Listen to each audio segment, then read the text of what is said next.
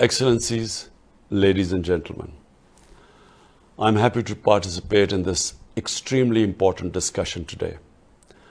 Pakistan appreciates the initiative by Nigeria and Norway to establish the panel on international financial accountability. Each year, billions of dollars illicitly flow out of developing countries.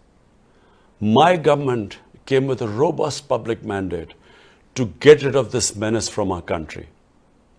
We have taken several initiatives domestically, but what is needed, what is required, is strengthening international cooperation to bring perpetrators of financial crimes to justice.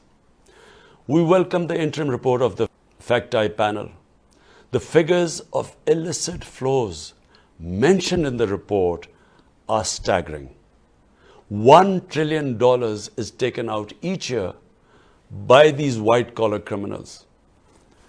$20 to $40 billion is in the form of bribes received by these corrupt white-collar criminals. $7 trillion in stolen assets is parked in these safe tax haven destinations. $500 to $600 billion is lost each year in tax avoidance by multinational companies. This bleeding of the poor and developing countries must stop. The international community must adopt decisive actions. And these are the ones I propose. Number one, the stolen assets of developing countries, including proceeds of corruption, bribery, and other crimes, must be returned immediately. Two, the authorities in haven destinations must impose criminal and financial penalties on their financial institutions which receive and utilize such money and assets.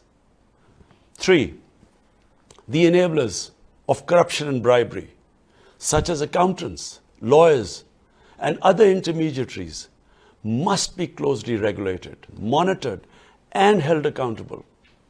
Four, the beneficial ownership of foreign companies must be revealed immediately upon inquiry by the interested and affected governments. Five, multinational corporations must not be allowed to resort to profit shifting to low tax jurisdictions for avoiding taxation. A global minimum corporate tax could prevent this practice. Six, revenues from digital transactions should be taxed where the revenues are generated, not elsewhere. Seven, unequal investment treaties should be discarded or revised, and a fair system for adjudication of investment disputes set up. Eight, all official and non-official bodies set up to control and monitor illicit financial flows must include all the interested countries. Nine, the UN should set up a mechanism to coordinate and supervise the work of the various official and non-official bodies dealing with illicit financial flows to ensure coherence, consistency, and equity in their work. The need of developing countries to protect and preserve their precious resources has become even more vital because of the recession triggered by COVID-19 pandemic. Excellencies, finally, I would say that unless these steps are taken, the difference between the rich and poor countries will keep growing. The developing countries will get impoverished.